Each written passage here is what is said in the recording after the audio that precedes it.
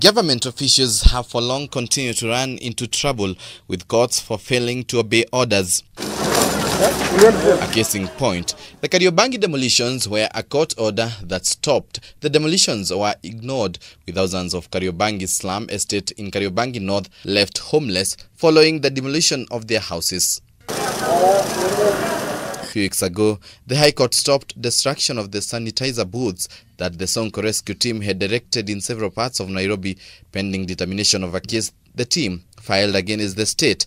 The police allegedly went on with the destruction of the same, ignoring the orders. And now Nairobi Governor Mike Sonko says he had had much of the violating of the court orders and is headed to the International Criminal Court over what he termed as crimes against humanity.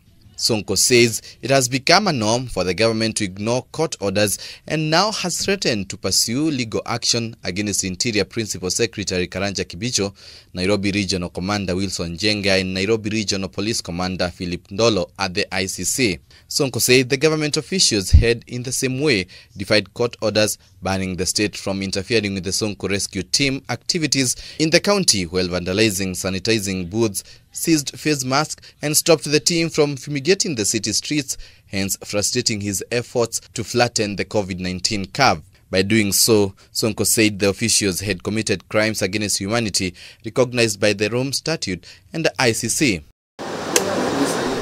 Meanwhile, the approval of transfer of 7 military officers to the Nairobi Metropolitan Service (NMS) has continued to cause varying reactions from leaders, with a section of senators now warning against the Nairobi County government being managed by the military. Nairobi, Mr. Speaker, is a military county.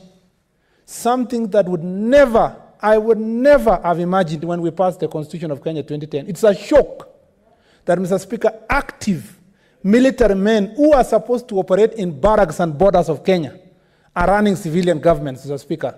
And yet this House is sitting here, ululating and clapping and cheering, Mr. Speaker. I gave a statement here when Nairobi, Mr. Speaker, was taken over. I made a statement here. Newspapers went out and said, I am so-and-so's man.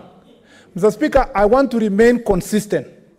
The militarization of a civilian government in a county government, Mr. Speaker, is the worst form of violation and overturn of our constitution. I'm completely against the militarization of this county called Nairobi. What is happening is against the constitution. Mr. Speaker, sir, Article 187 of the constitution is very clear. It is very clear on the issue of transfer of functions. Finally, judgment is written about this government. I'm telling you, only the book of Revelations is going to tell you there will be gnashing of teeth. There will be a bottomless pit for members of this government. This as the senators lashed out at the government over what they termed as inhumane, the act of demolishing houses of residents in Kariobangi who have so far spent 2 nights in the cold. Daniel Karaoke, K24, Evening Edition.